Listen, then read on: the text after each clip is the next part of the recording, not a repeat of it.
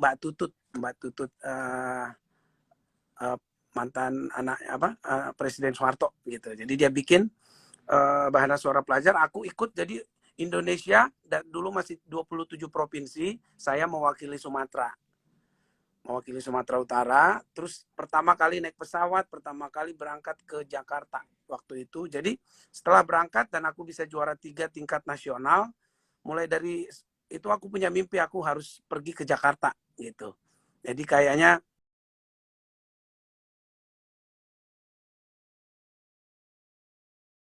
mentok di Medan tuh seperti itu aja gitu, kayak bisa rekaman, bisa punya single daerah. Tapi mimpiku untuk bisa menjadi penyanyi profesional yang masuk TV dan lain-lain tuh nggak aku dapat. Jadi aku berangkat akhirnya pamit sama papa mama untuk berjuang sambil kuliah di Jakarta.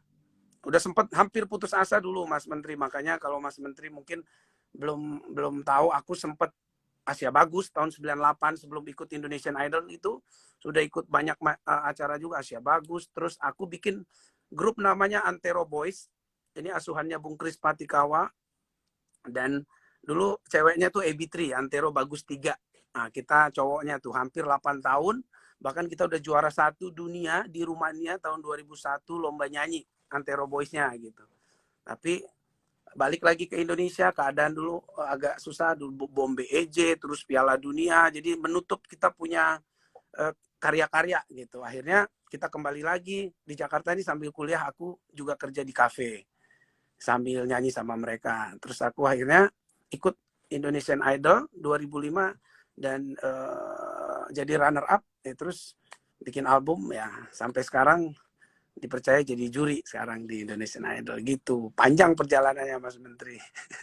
Iya panjang, dan yang aku nggak nyangka itu pernah drop, pernah kerja di kafe, terus meniti dari bawah lagi, dan sekarang sudah jadi judge ya. Dan dulu yang dijudge.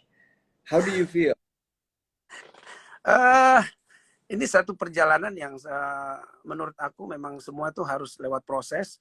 Aku pernah ada di sana, pernah mengalami apa yang mungkin teman-teman sekarang peserta alami. Jadi makanya selama jadi juri aku selalu prinsipnya tuh bukan menjudge gitu, bukan menilai, tapi aku lebih ke sharing gitu. Karena aku pernah ada di sana, aku pernah punya pengalaman, aku tahu apa yang mereka rasakan pada saat itu. Jadi kadang-kadang kalau aku lihat mereka nyanyi misalnya goyang fals, aku nggak lebih ke vokalnya, tapi lebih gimana mereka untuk bisa menang melawan ketegangan waktu di atas panggung. Kadang-kadang kan kalau kita langsung judge, saya jelek, ini fals, ini gitu. Kadang-kadang kalau sisinya aku lebih ke lihat gimana mereka bisa mengalahkan nervousnya mereka, karena basicnya kita tahu rata-rata yang masuk itu adalah orang-orang yang sudah bagus, cuman kadang-kadang bisa berubah karena mentalnya belum siap.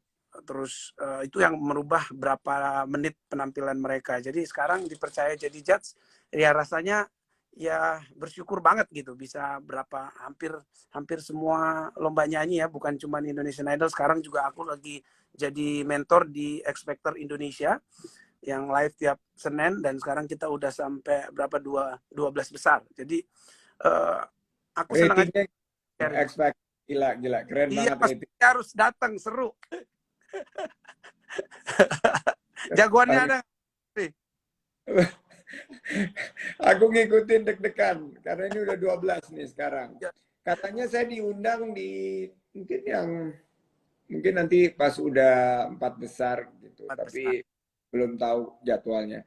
Nah, kan ini pandemi banyak penyanyi-penyanyi yang mengalami tekanan dari segi ekonomi dan juga kegiatan banyak yang dibatasi. Transformasi yang dilakukan selama masa pandemi ini dan lesson learn-nya apa untuk Judika?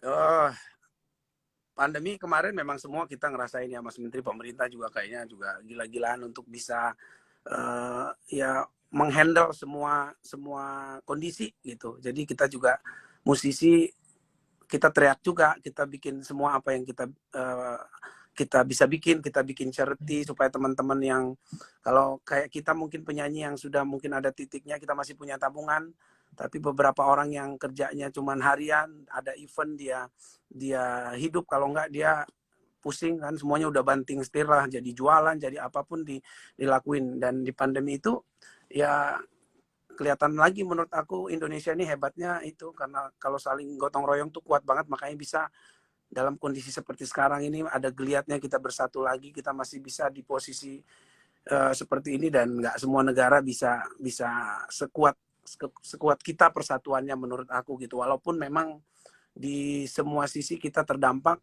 apalagi kalau kayak seni itu ya bisa dibilang uh, mati total lah gitu, nggak bisa berevent sampai sekarang juga masih terbatas eventnya.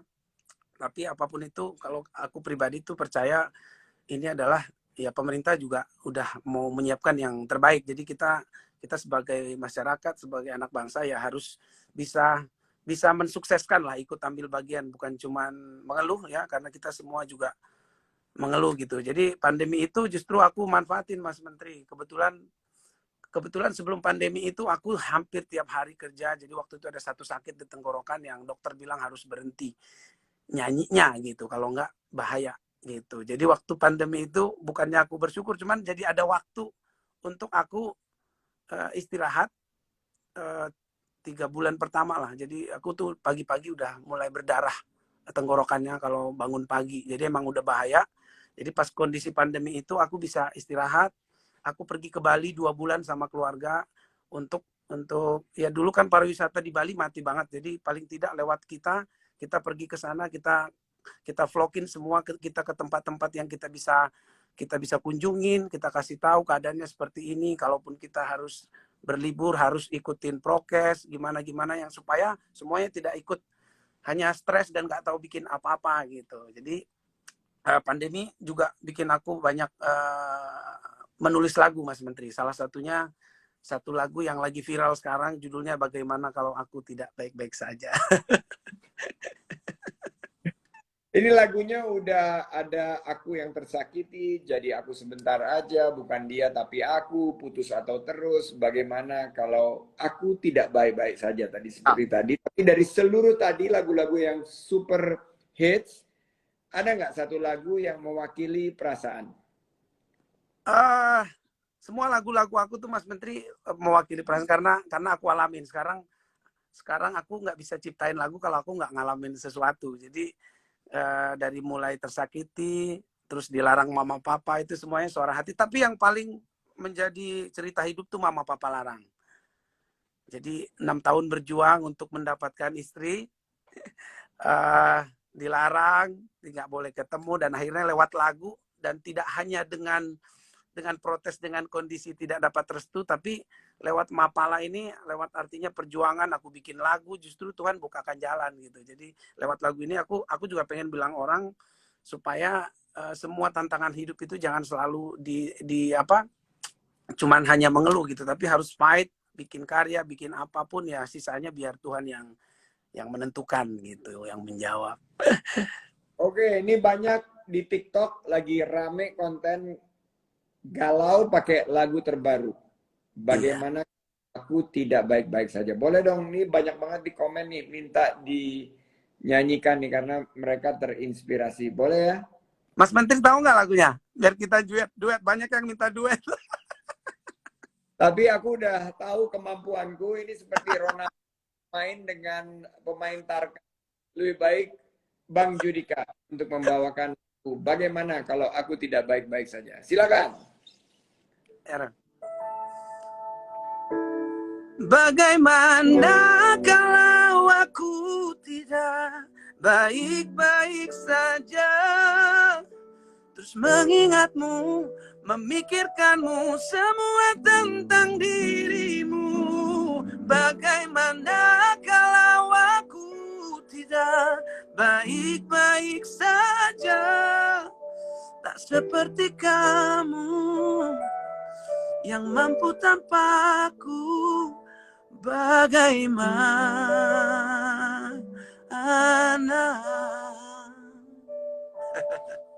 Dikit aja. Jadi ini Keren lagu aku banget, ciptakan keren banget. waktu Dan lagi pandemi, Mas Menteri. ini lagu inspirasinya dari film Korea judulnya Crash Landing on You. Jadi aku Ya, nonton. Netflix. Halo. Crash Landing on You ada di Netflix Ya, dan itu juga menjadi salah satu yang paling trending film Korea yang paling banyak disukain. Keren banget inspirasinya. Ini saya sebelum saya ingin mengajak satu sahabat saya yang sudah ada di tim saya selama 7 tahun, namanya Mas Fadel. Dia ini adalah seorang pengidap talasemia. Saya ingin tanya pesan dan harapan Bang Judika sendiri nih untuk pariwisata, terutama sebagai putra daerah, eh, bagaimana memotivasi teman-teman dari daerah juga yang memiliki cita-cita agar bisa berkarya dan bisa sukses seperti Bang Judika.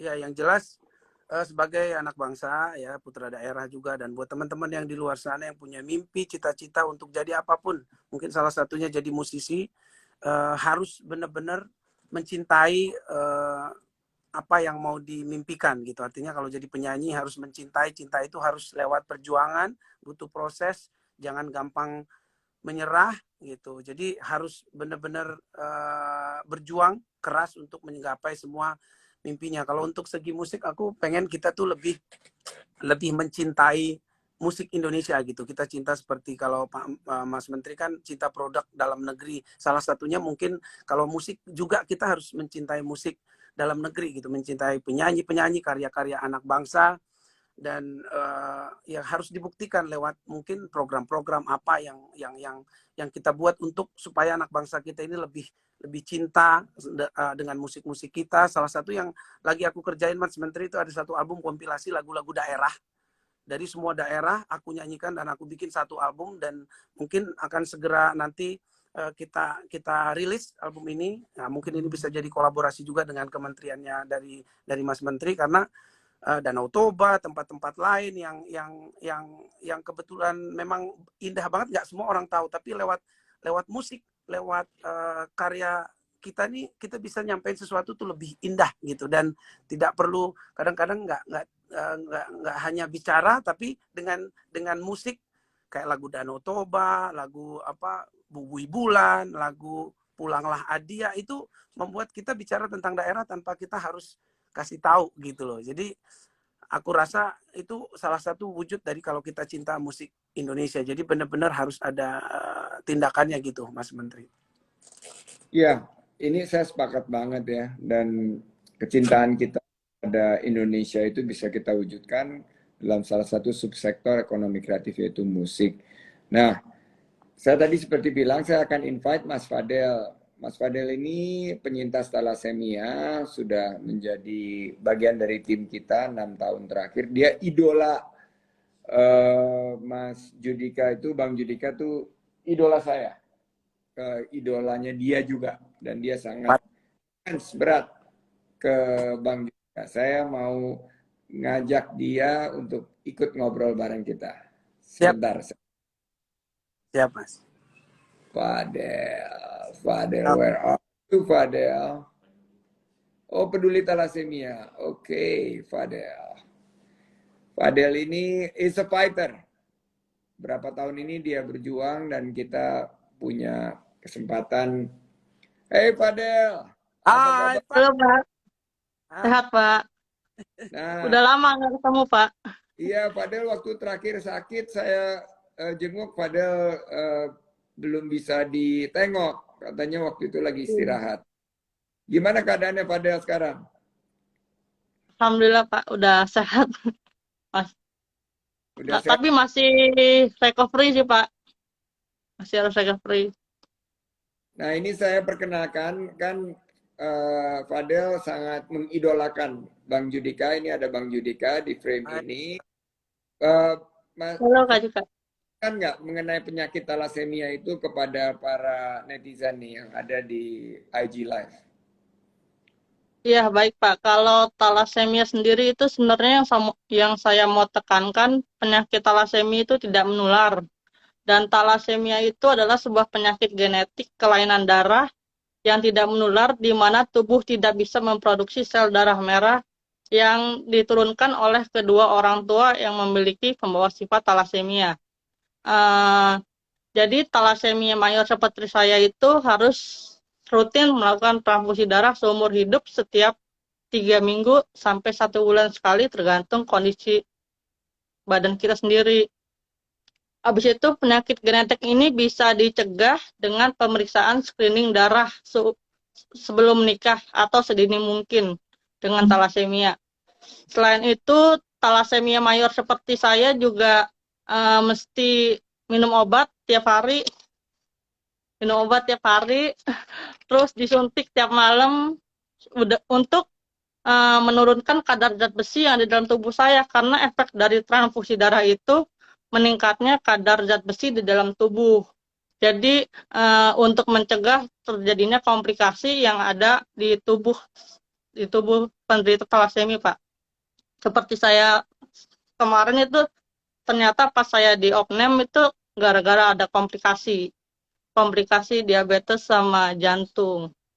Terus penyintas talasemia di Indonesia sendiri saat ini sudah mencapai 11.000 orang, dan pengobatan talasemia sendiri yang mengakibatkan anggaran BPJS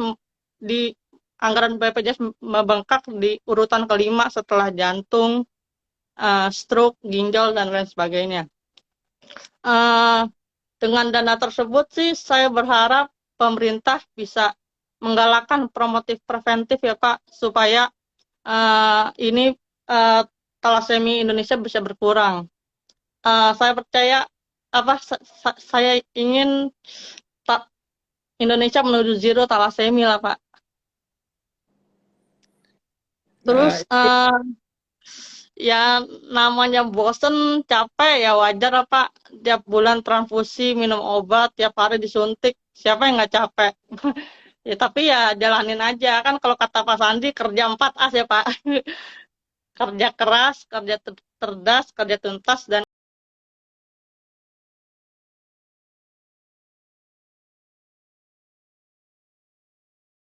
Judika, coba ngobrol sama Bang Judika pada. Hai, ada. halo Kak Judika.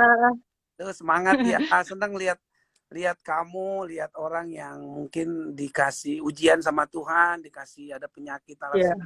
Kamu bisa menginspirasi banyak orang lewat aku. Baru ketemu kamu, lihat cara bicara, terus mungkin ini cara Tuhan juga untuk menguatkan yang lain lewat Fadel loh. Kuat banget, bisa bersuara tentang hal-hal yang harus dilakuin. Walaupun aku tadi dengernya aja, ini terus terang aja, Mas Menteri, ini baru pertama kali aku tahu apa itu talasemia gitu. Dan tadi Fadel kasih tahu itu gila, tiap hari harus transfusi darah, dan Tiap 3 minggu sekali Kak Judika. ya, Yang tiap hari suntik obat sama minum obat aja sih. Nah ya itu, minum obat, disuntik tiap hari itu kan nggak tahu ya, mungkin untuk ukuran kayak kita nih, mengerikan sekali gitu. Tapi kamu udah menganggap itu sebagai ujian, dan ya kita yakin Fadel kuat. Nanti apa yang bisa Bang Judika bantu, kabar-kabarin. Kak Judika lagi ini Kak, disuruh dokter sama perawat main ke RSCM Pusat Talasemia. Oke. Menghibur teman-teman. Sama jangan lupa donor darah Kak. Siap. Donor darah di masa pandemi ini lagi sulit sekali. Aku aja pas kritis kemarin di ICU aja tuh, ibuku masih harus ke PMI mencari darah pas kemarin itu. Jadi betul-betul pas pandemi ini.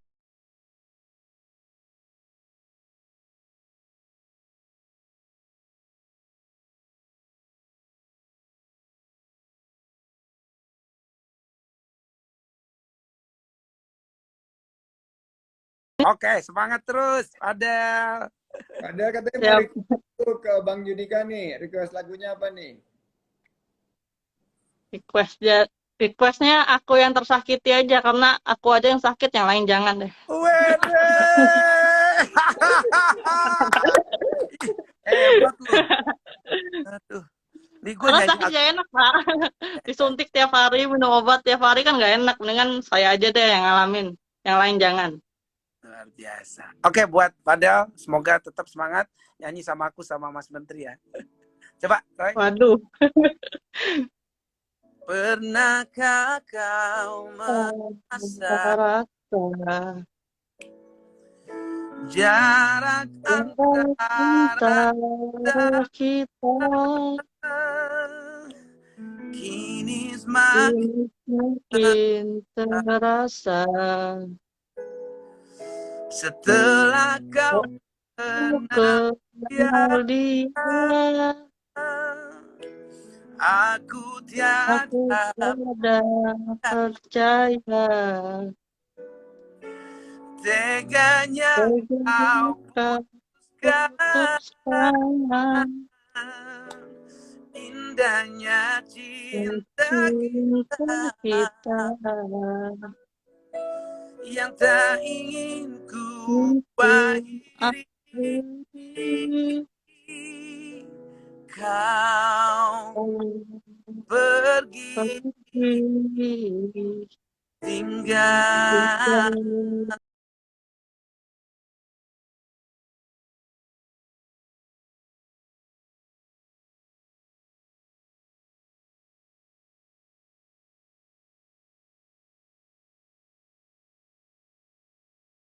yang telah kau ingkari.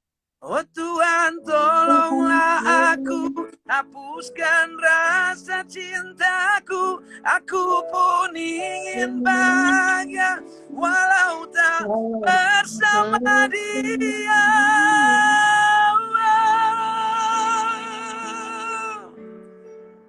Suaranya keren, padahal thank you. Gak bisa nyanyi aku, Kak. Bisa itu tuh tadi nyanyi, emang tadi ngapain stand up? Ngomong doang itu.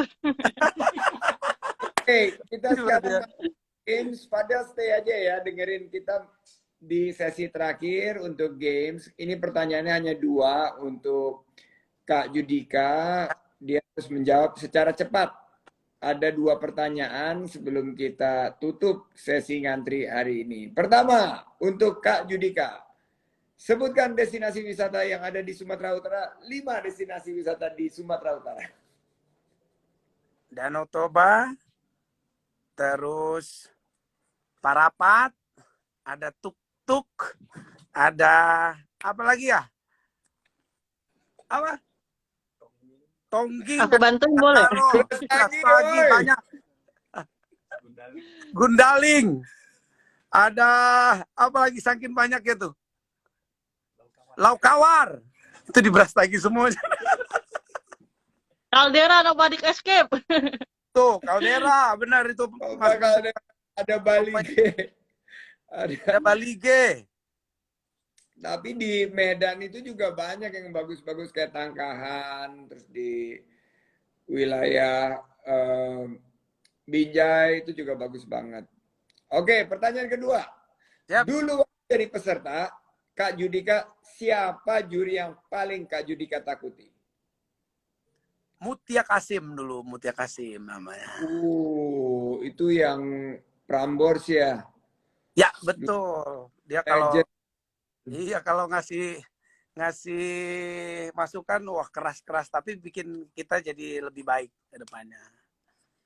Iya, iya. Wow, keren banget. Itu Mutia Kasim, istrinya sahabat saya waktu SMP.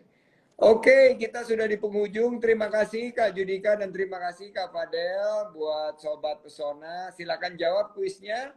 Pertanyaannya kan seperti tadi adalah lagu terbaru apa judulnya? Oleh Kak Judika, silakan dijawab di kolom komen. Lagu ini yang sudah jadi viral di TikTok, judul lagu terbaru dari Judika menjadi pertanyaannya, dan silakan menangkan 2 hadiah dari Grand Mercure Surabaya dan juga dari Taman Impian Jaya Ancol. Thank you so much, sampai jumpa di minggu. Sukses untuk Kak Judika. Bye-bye. Mas Menteri, makasih Pak Del. Thank you, Pak. Adusta. Fadel, stay strong. Fadel, stay strong. Yes, sehat. Siap, Pak. Download apa lagi ya, Pak? Thank you. Bye-bye. Bye. Bye-bye.